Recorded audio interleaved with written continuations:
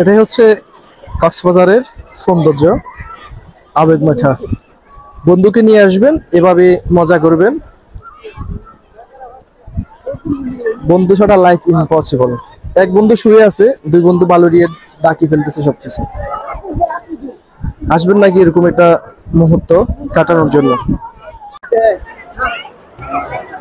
আপনি কোন বন্ধুকে নিয়ে কক্সবাজার এসে এরকম করতে চাচ্ছেন? কার সাথে এরকম মুহূর্ত কাটাতে যাচ্ছেন, কোন বন্ধুকে, ওই বন্ধুকে মেনশন করুন।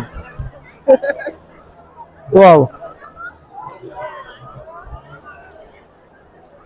দুই বন্ধু খুব মজা পাচ্ছে, আরেক বন্ধু যদিও কষ্ট হয় নীরবে সহ্য করে শুয়ে যাচ্ছে।